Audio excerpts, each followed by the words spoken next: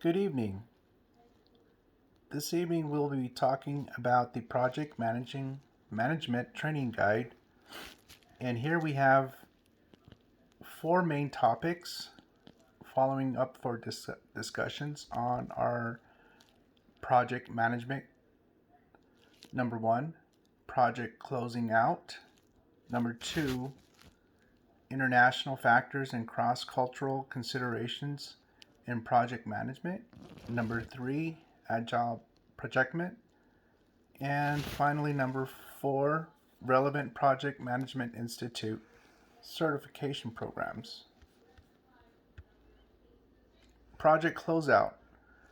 The challenges in project closeout may not be clear and concise in the project ending. Here are the four here are the different types of the closures identified. Premature, which are projects may be completed early with some parts of the project eliminated, and this puts pressure on indecisions. The product may need to be too risky if production may not be completed in time. Number two, perpetual, the never ending for finalization, consistent add-ons and project scope. And number three, a failed project, easy to identify but no effort for the team to review and close out.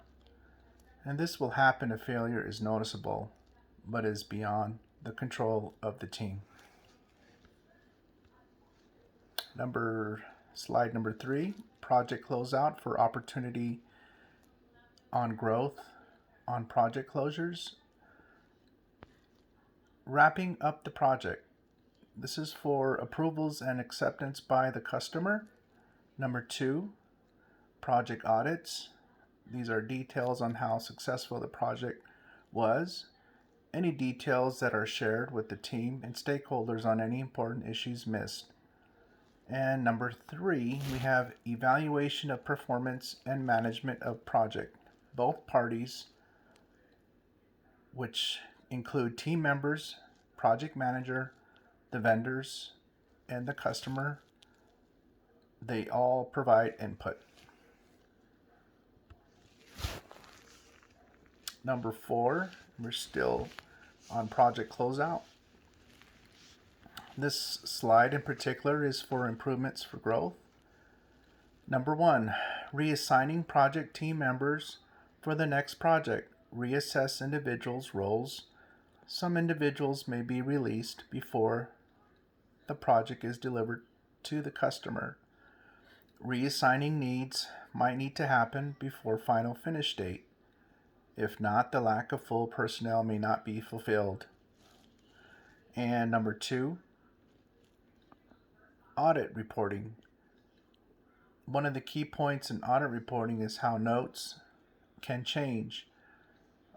Information, updates, revisions, and lessons are reported in learning and projects. For an example, technology levels, strategies in place, and missions and objectives.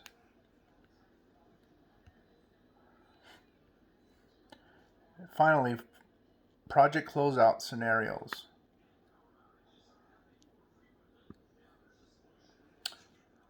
And the scenario I chose was involving an IT team that completed in creating and developing a application.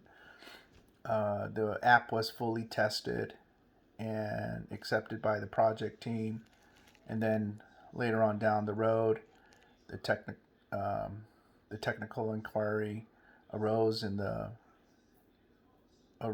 from the customer, and they were having a little trouble accessing the app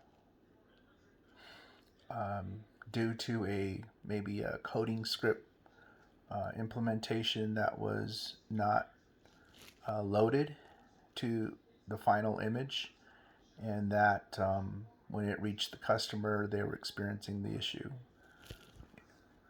So the final result and the impact affected obviously the customer which were the users, and they were not happy or satisfied in the outcome of the new app, and they are questioning the vendor why the app is lagging due to the downtime. So it's the responsibility to correct the issue, and it was surpassed and over exaggerated. The developers continued normal processes of debugging, informing the new app, and supports of the users.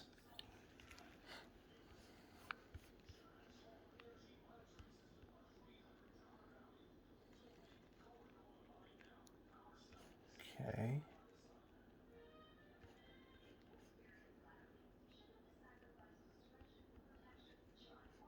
So we're going to move on in finalizing, in closing out the summary for project close. In summary, the project close out is important because the processes for each phase are important, such as deliverables, wrap ups, audits, performance evaluations. Planning, executions, and monitoring are just a few to serve the importance for the organization, and it helps avoid disputes and delayed scenarios. To wrap up activities, put the project in quote unquote to bed, and include completing the final project deliverable, closing accounts, finding new opportunities for project staff, closing facilities, and creating the final report. Project audits assess the overall success of the project, cited Resource Gray in 2018. The plan and goal to project close out is to fulfill its performance, present and future, and to make those adjustments to review. Okay, we're going to move on to the next topic, which is international factors and cross-cultural considerations in PM.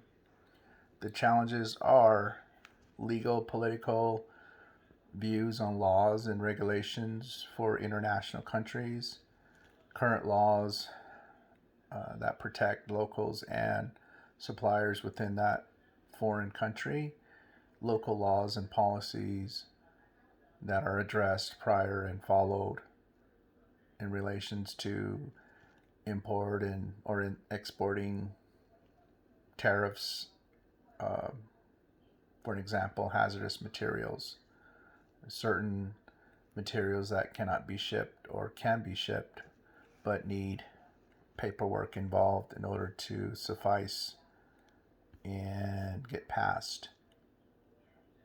Number two, security. International communist countries are strict on technology security and limit and filter certain URL sites. High crime in certain geographical areas should be noted also and addressed, such as Russia for the Russian mafia. Another example would be for the terrorists in the Middle East, which happens in a lot of kidnapping are which is involved in those countries. Culture is the third one. And it's just like the project, cultures need research and respect to culture customs in respect to the country.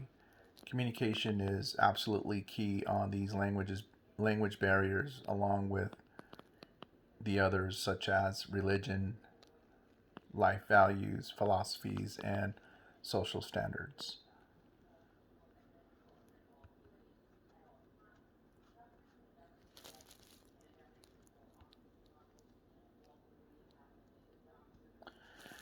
The growth opportunity for these international factors I used is the Hofstede framework diagram, and that has been practiced in many countries, and they provide a framework to develop different dimensions in examining cultures. They also practice a strategic approach to culture Another example in the Hofstede is the 6D model. They show that they manage international workforce and projects to become more successful across the borders. And the site of resource is Hofstede insights.com. Intercultural management programs of cultural diversity training has become a strategic and screening plan for project management. And cross-cultural growth opportunities relate to religion, business protocols, social etiquette, and uh, equal opportunity.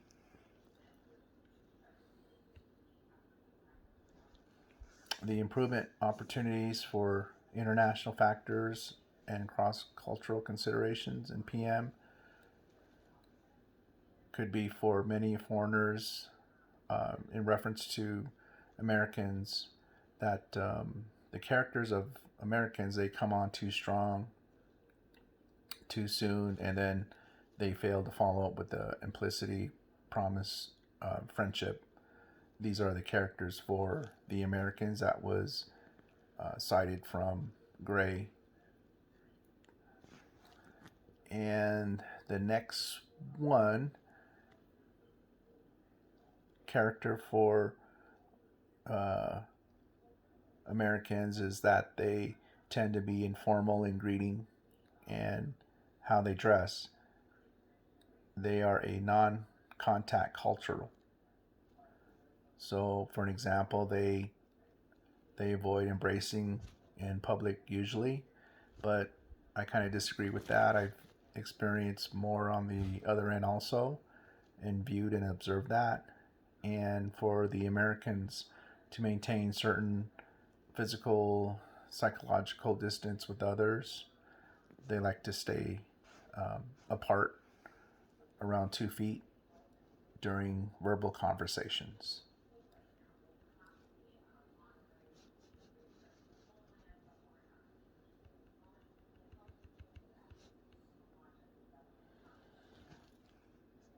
And solutions with these factors internationally, they got to deal with the challenges in project management. They need to consider in overcoming new customs and traditions in a foreign country. They need to adapt into their culture, and this will happen over time. Their attitudes and behaviors will experience a change throughout the duration and time they're there. It may affect one in a discombobulated way. Their new behavior is called a unquote quote culture shock, which was from the text in Gray. And culture shock is a natural physiological disorientation that most people suffer when they move into a culture different from their own.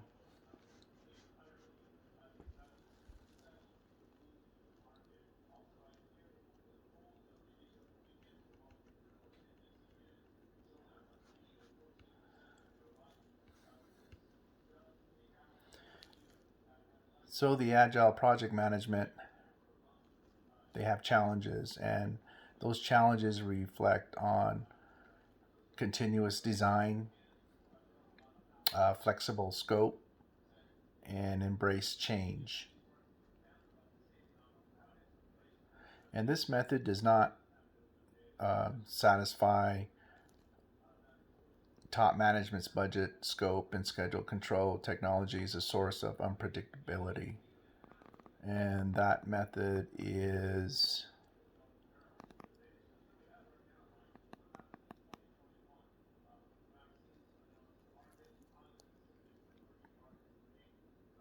the change of the duration of the project, which may become unpredictable.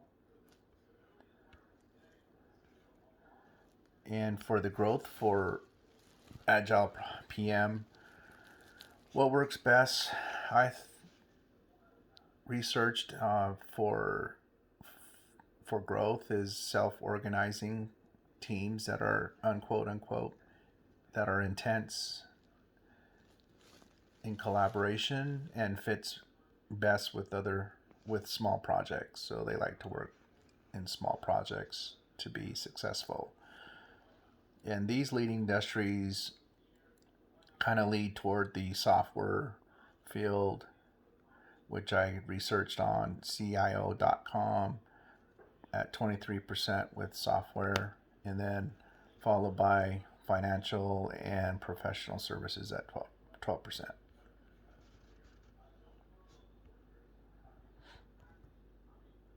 Agile PM for improvements is not a one set method, and some examples include those four there: Scrum, Extreme Programming, Lean Development, and Rational Unified Process, RUP. One method could be misused over another, whereas customer priorities are continuously adapted, which cause more delays. And for solution, project management could deal with the challenges in project management. One method is to use a large scale on larger projects, which is more profound, with several teams multitasking of different tasks at the same time. So these solutions can overcome time and cost for the project.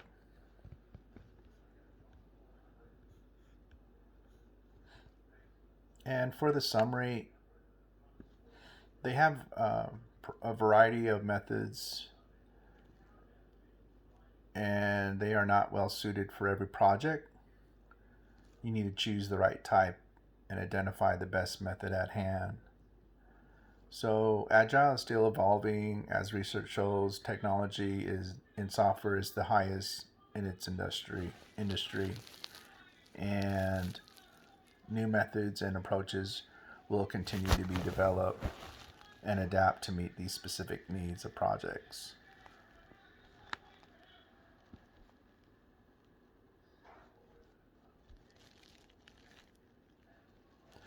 And for the project management CERT programs, I chose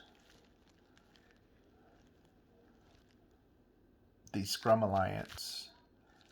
And the requirements for the Scrum certification program is you need to have 14 hours of live online or 16 hours in person training, so on and so forth there.